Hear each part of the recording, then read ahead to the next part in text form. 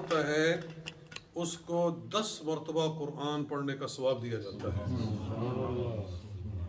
تو سورہ یاسین تو زبانی یاد ہونی چاہیے، ہر مومن کو کوشش کرنی چاہیے کہ سورہ یاسین زبانی یاد ہو جائے، تاکہ ہم اپنے بزرگوں کے لیے اس کو ایصال ثواب کرتے رہیں۔ الحمدللہ اللہ تعالیٰ نے یہ عادت بنائی ہے کہ میں سورہ یاسین کبھی نہیں چھوڑتا، ہر روز پڑھ کر اپنے والدین کے لیے ایصال ثواب کرتا ہوں، اور یقیناً ان کو ثواب پہنچتا ہے اور وہ ان کی ارواح خوش ہوتی ہے۔ سورہ یاسین کو قرآن کا دل کیوں کہا گیا ہے؟ مجھے یہ بات اس طرح سمجھ میں آتی ہے کہ اس سورت میں ایک ایسی بات کہی گئی ہے کہ جس کو سن کر مومن کا دل جوش ایمان سے اچھلنے لگتا ہے، یعنی ایمان کا جذبہ پیدا ہوتا ہے، دل کے اندر ایمانی حرارت پیدا ہوتی ہے۔ وہ یہ ہے، اللہ تعالیٰ ارشاد فرماتا ہے کہ اذ ارسلنا الیہم اثنین فکذبوہما فعززنا بثالث، کہ ایک بستی کے اندر ہم نے 2 رسول بھیجے، انہوں نے جھٹلایا، تو ہم نے ایک اور رسول کو بھیج کر ان کی مدد فرمائی، اس بستی کے اندر 3 رسول گئے۔ یعنی اس سے یہ معلوم ہوتا ہے کہ پہلے زمانوں میں ایک بستی کے اندر، ایک علاقے کے اندر بیک وقت 1 سے زائد انبیاء بھی مبعوث ہوتے تھے ایک ہی جگہ کے لیے۔ تو یہاں 3 کا ذکر کیا گیا ہے کہ 3 انبیاء ایک بستی کے اندر بھیجے گئے، انہوں نے جھٹلایا، انہوں نے پتھر مارے انبیاء کرام کو، تو اللہ تعالیٰ ارشاد فرماتا ہے ساری قوم دشمن ہے ان کی، ساری قوم ان کے خون کی پیاسی ہے، مگر ان میں سے ایک بندے کے دل میں ایمانی حرارت پیدا ہو گئی ہے۔ وَجَاءَ مِنْ أَقْصَى الْمَدِينَةِ رَجُلٌ يَسْعَىٰ قَالَ يَا قَوْمِ اتَّبِعُوا الْمُرْسَلِينَ اتَّبِعُوا مَن لَّا يَسْأَلُكُمْ أَجْرًا وَهُم مُّهْتَدُونَ۔ ایک آدمی بستی کے پرلے کنارے سے بھاگتا ہوا آیا اور کہنے لگا ان کے قتل کرنے کے لیے تیار ہو، ان کو شہید کرنا چاہتے ہو کہ جو تم سے کوئی اجر نہیں مانگتے، اپنی تبلیغ کے بدلے میں تم سے کوئی معاوضہ نہیں چاہتے، بلکہ تمہاری خیر خواہی کر رہے ہیں، تمہیں جنت عطا کرنا چاہتے ہیں، دوزخ سے بچانا چاہتے ہیں۔ اتبعوا من لا يسألكم اجرا وهم مهتدون۔ تو کیا ہوا کہ قوم نے اس کو بھی شہید کر دیا، اس ایک آدمی کو جو تنہا پوری بستی کے اندر ایمان لایا، تو اسے بھی شہید کر دیا گیا۔ جب وہ جنت میں گیا، اللہ تعالیٰ ارشاد فرماتا ہے قیل ادخل الجنہ، اسے کہا گیا کہ جنت میں داخل ہو جا۔ قال یا قوم اتبعوا المرسلین، کہنے لگا یا لیت قومی یعلمون بما غفر لی ربی وجعلنی من المکرمین۔ جب جنت کی بہاریں جا کر دیکھیں، کہنے لگا اے کاش میری قوم کو پتہ چلے کہ اللہ نے مجھے کیا کیا اعزاز عطا فرمایا ہے۔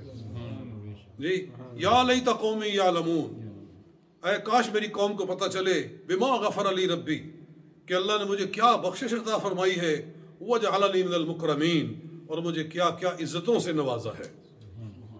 یہ واقعہ اللہ تعالیٰ نے یہاں ارشاد فرمایا ہے۔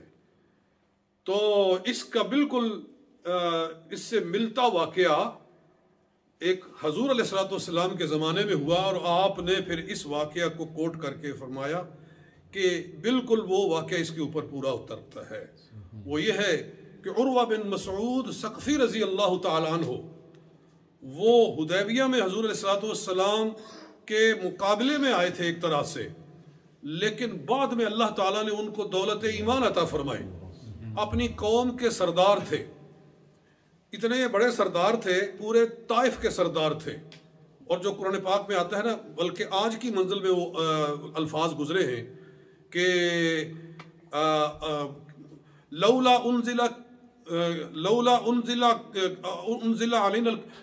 انزل الکتاب علی رجل علی طائفۃ من کل، علی رجل من القریتین عظیم، کہ ان دو بستیوں میں سے کسی بڑے بندے پر قرآن کیوں نہیں اتارا گیا. یہ مکے کے کافروں نے کہا لولا انزل ھذا القرآن علی رجل من القریتین عظیم، کہ ان دو بستیوں میں سے کسی بڑے بندے پر کوئی قرآن کیوں نہیں اتارا گیا. دو بندے بڑے کون تھے؟ وہ کہتے تھے کہ مکہ میں ولید بن مغیرہ ہے اور طائف میں عروہ بن مسعود ہے، ان سے کوئی دانا نہیں ہے. تو اگر کوئی قرآن اترنا تھا تو ایسے لوگوں پر اتارا جاتا، یعنی وہ اتنی بڑی حیثیت کا مالک تھا. عروہ بن مسعود جب وہ اسلام لائے، حضور علیہ السلام کی بارگاہ میں حاضر ہوئے، مسلمان ہوئے، تو اپنی قوم میں واپس گئے. طائف کے اندر ساری قوم کافر ہے، یہ وہ لوگ ہیں جنہوں نے حضور علیہ السلام پر پتھر برسائے تھے. اس شخص نے، حضرت عروہ بن مسعود رضی اللہ تعالیٰ عنہ کا ایمانی جذبہ اور ایمانی حرارت ایسی تھی کہ آپ نے اپنے مکان کی چھت پہ کھڑے ہو کر اذان کہنا شروع کر دی. اپنی چھت پہ کھڑے ہو کر اذان کہنا شروع کر دی. اذان کے دوران کسی نے تیر مارا اور شہید کر دیا. نبی اکرم علیہ السلام نے فرمایا یہ میری امت کا صاحب یاسین ہے، میری امت کا صاحب یاسین. یعنی جس طرح وہ یاسین والا واقعہ ہے، سورہ یاسین والا، اگر اس طرح کا واقعہ دیکھنا ہے میری امت کے اندر تو اس بندے کو دیکھ لو. بہرحال دوستو، اس سے معلوم ہوتا ہے کہ ایمان ہم تک کیسی مشکلات سے پہنچا ہے. صحابہ نے کیسی کیسی تکلیفیں اٹھا کر ہم تک دین کو پہنچایا ہے. اگر وہ نہ اٹھتے، اگر وہ جذبہ نہ دکھاتے تو لوگ کس طرح ایمان قبول کرتے اور کس طرح دین پھر آگے بڑھتا.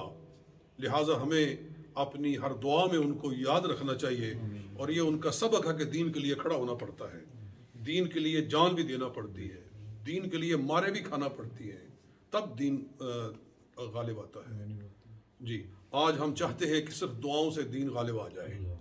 جی دعائیں بہت کی جاتی ہیں، لیکن صرف دعا سے دین غالب نہیں آتا. حضور علیہ السلام سے بڑھ کر کس کی دعا مقبول ہے؟ اگر آپ چاہتے تو مسجد نبوی میں بیٹھ کر دعائیں کرتے رہتے، لیکن آپ پہلے میدان بدر میں اترے، اس کے بعد کہا یا اللہ اگر یہ کامیاب نہ ہوئے تو پھر تیری عبادت نہیں کی جائے گی. تو پھر آسمان سے مدد آئی. پہلے میدان میں اترنا پڑتا ہے، پھر دعا کی جاتی ہے تو دعا قبول ہوتی ہے.